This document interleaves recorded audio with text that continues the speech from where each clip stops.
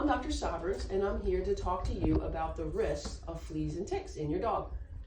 I have two helpers with me today. I have Oakley. He's a 5-year-old Australian cattle dog, and he's going to help us. And we also have Lexi. She is an assistant here at Countryside Veterinary Clinic, and she's going to ask some questions that we get asked pretty commonly.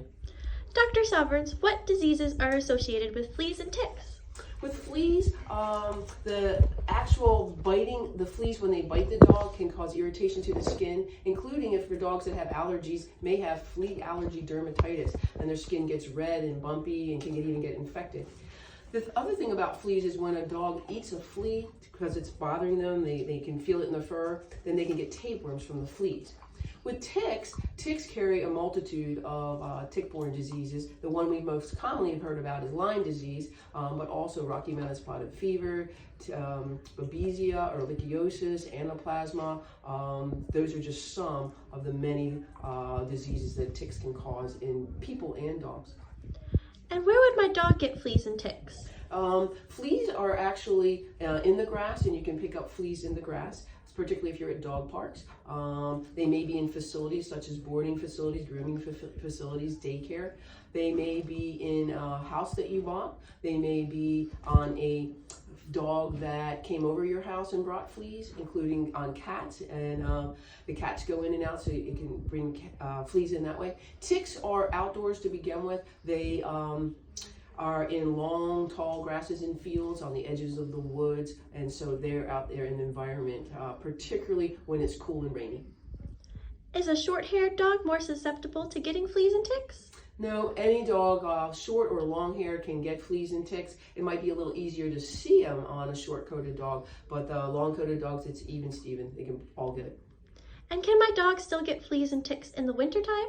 For sure. Mostly the ticks, depending on which tick it is and where you live, you will see like Lyme ticks even in January, even in the snow. Certain ticks, there's deer ticks, brown dog tick, lone star tick. They really do live in different parts of the country, and they like different environments. So we will see them at different times of the year, but certainly in the winter. And fleas, they like it all the way up until the grass dies and is completely browned out, which takes a long time, not just one frost.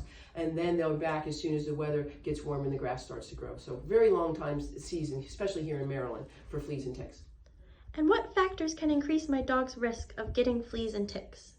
Well, certainly if they go outdoors, because you're going to get it there, go to parks, boarding, grooming, obedience school, anytime they're around other dogs, anytime they go in someone else's house. But what can prevent it is just having dog flea and tick preventives, either a special collar that you can get through your veterinarian, a topical product that we might want to put on once a month, or some of our new oral products that the dogs would eat. Those things will prevent either the flea or tick from biting them and getting on them, or if they do, they'll be killed immediately, so they can't bring them into the house and spread them around.